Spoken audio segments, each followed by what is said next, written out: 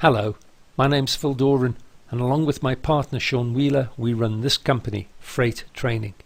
Thank you for joining us on this first part of a 12-week course dealing with trade. The course is designed for people who are either involved in international trade or who are about to become involved in international trade. People who know a lot and want to know more, or people who know little and need to know where to start. To assist as many categories of learner as possible, we've created training materials such as this course that you're about to experience. Some of this course material runs in a linear way. This is to say that it is a set sequence that you can follow. Sometimes it has and sometimes it does not have a recommended timeline. This course you have undertaken is an example of this type of material. We will follow a set sequence of material that leads us to a conclusion 12 weeks from now. Other training paths we offer are more organic, and some branch off from a common route. Some of these you can create yourself to meet your specific career needs. Still others are standalone modules which operate as independent training experiences, and sometimes they're part of a separate, more inclusive series. But note that a few individual subjects are so important within trade that they appear and reappear throughout many separate training paths. And in this series you'll come across such subjects which will influence everything you do in trade, regardless of which career path you choose. But trade is an immensely large subject which touches everyone in some way or another. So for Sean and myself, in designing this material, we had to spend a great deal of time considering where we would place the starting point to understanding international trade. That is to say, what did we consider to be the very first issue someone would need to understand about trade? Well, if you like, this subject, this first principle of trade, becomes trade's Big Bang, the foundation upon which an individual builds, hopefully, a firm and certain knowledge of trade. Well, that would be this moment, and in this series of courses, it is where we will begin. Trade isn't new. It has a very long history. It goes back to before we had law, before we had words, and so if you think about it, at its most basic level, trade must be very simple. And these simple issues are going to be our starting point. We believe these are the vocabulary of trade and the interrelationship of the parties and events which comprise international trade.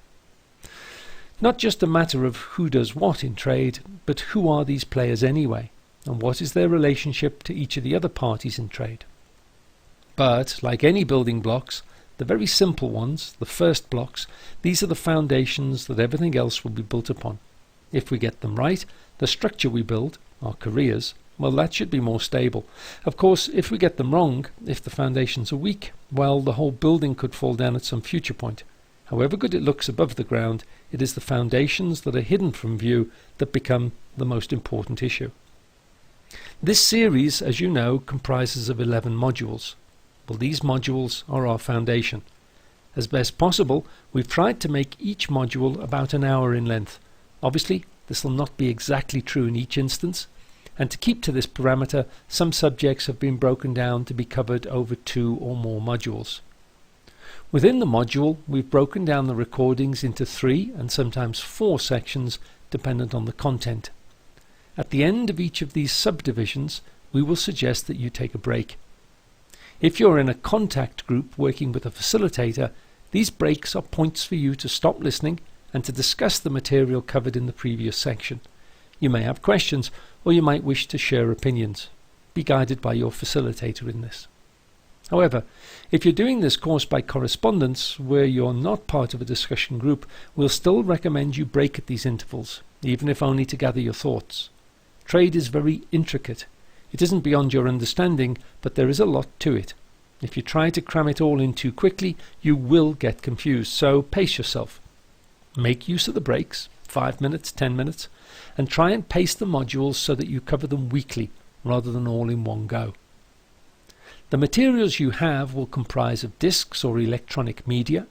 There will be posters, there will be books, and there will be notes. All of these will be used at some point. As we go along, we'll make reference to the various tools at your disposal. But note your trade dictionary, trading words and phrases. We'll use this in every session, so keep it with you when you watch these recordings, and especially if you're attending the contact courses. So, let's get started, and let us try and do so by putting the simple things, the basic fundamental things of trade, into some sort of context. Well, in order to do this, I intend to give you an analogy. Imagine you visit a friend of yours at their place of work, and they happen to work in a factory in an industry that you're not familiar with. Well, you've known your friend for many, many years, and there's a good understanding between you. But your careers are very different, and although you connect socially, you have little idea of what your friend actually does for a living. So, maybe during this surprise visit, maybe your friend takes you into their factory to show you exactly what it is that they do. Well, the first thing you will note is that the environment is unfamiliar to you. You have a general idea, of course, but when it comes to the machinery, you can't be too sure. Clearly, your friend is far more comfortable, and they start describing the factory to you and the processes that they employ. But in so doing, your friend will use a vocabulary that is unknown to you. Several of the phrases your friend will use over and over again are clearly important phrases by the sound of it, but these are not even in a dictionary for you to look up later. Your friend isn't aware of this. They've worked here so long in this specialized environment that they just assume everybody knows what it is that they do and what the words they use between the colleagues throughout the working day mean. In fact, they think they're common to everyone. Remember, this is someone you feel close to as a friend, but when this friend is placed in their own environment, they will start to use a specialized and often private language that's completely unknown to you. Because you cannot interpret this environment or the words used to describe it, when you look around the factory, all you'll see is an array of machines, lines of strange and complex objects. Some are clearly large, noisy, and maybe this could indicate they are important, whereas others are not so big, and they may still be important, but they're perhaps hidden from view. Some appear to be connected and functioning in a given sequence, but on closer inspection, that's perhaps not the case. Some may be obviously dangerous and well marked, but there may be other things around you which may or may not be harmful to you. Your friend is clearly familiar with this environment. They can move around comfortably, and as they progress in this environment, they draw new information. They see things, lights changing colour, sounds, signs, each of which improves their knowledge of where they are and what's going to happen next, whereas you, on the other hand, well, you can't be sure if you're in a safe place or a dangerous place. I mean, will this machine hurt you if you touch it? Do you think it might be hot? So what then is the difference between you and your friend? Well, firstly, they understand the vocabulary of their environment. They know what each machine is called, and they have the words to describe it and its functions. And they use this knowledge to pick up information from other people on the factory floor. The second important difference is that they understand the interrelationship, if any, between the machines. They know which one relates to which other one, which ones stand alone. But perhaps most importantly, they understand the sequence of events. If one machine fires as opposed to another one, well, they know what's going to happen next. They can anticipate, and in anticipating, they can obviously plan ahead. Accordingly, and unlike you, they have the understanding and knowledge to know what product the factory is expected to produce. That is to say, they know what to expect in terms of an end result, and they can see things going wrong early enough to take corrective action. And of course, they know that if they're standing in a safe place or a dangerous one, they'll know exactly what they can and cannot do. And unlike you, they can avoid getting their fingers burnt. They understand their environment, and they can manage the risks that this environment poses. International trade is no different to that factory. If you enter the trade environment without training, all you will see is an array of relationships and contacts, some of which appear important, but in fact they may not be. Some are perhaps obscure, but perhaps they are actually crucially important. Some relationships will be large, some small, and some may connect and others may not, just like the machinery on the factory floor. Without an understanding of the fundamental vocabulary of trade, you will be truly disadvantaged. You won't be able to read the signs, you won't be able to communicate your needs or understand the information that comes to you. Without knowing how parties interrelate, you'll not be able to plan ahead or get the optimum performance from your service providers and the other players in trade. And if you cannot anticipate the correct sequence of events, you'll not be able to see the problems before they become problems, and without this forward view, you'll never know if you're in a safe place or a dangerous one, or are you in fact about to get your fingers burned. Well, rather than managing the risks of trade, you end up being managed by the risks of trade, and this is the crucial difference between risk management and what is referred to often as firefighting. You either control the risk, or the risk will control you.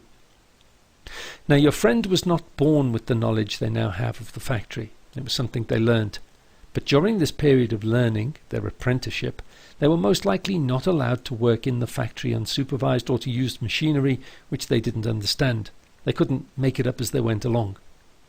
There would have been tuition, a learning curve, and a steady increase in responsibilities equal to their acquired knowledge, and step by step they would gain a broader understanding of the whole process. Well, so too with trade. There is nothing instinctive about it. Everything can be learned, and as mentioned, like any foundation, although each and every level of learning will have an impact on what comes next, it's the first level, the foundation, that will ultimately decide everything. But making it up as we go along can be a dangerous alternative to the steady acquisition of knowledge, learning that is in a set and predetermined sequence. Well, this course is designed to take you on a controlled journey through the trade factory. As we progress, so, with attention and effort on your part, you'll learn what each component part of trade is about and how it all fits together. But don't rush. As I mentioned, if you're doing this course by correspondence, pace yourself. The factory is big, there's lots to it, and all apprenticeships take time. So then, back to the initial problem that Sean and I considered.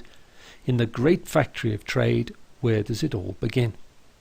Well, to start the process, we need to go on a guided tour around the whole factory and consider the whole environment before we can look at the individual components. It can be daunting.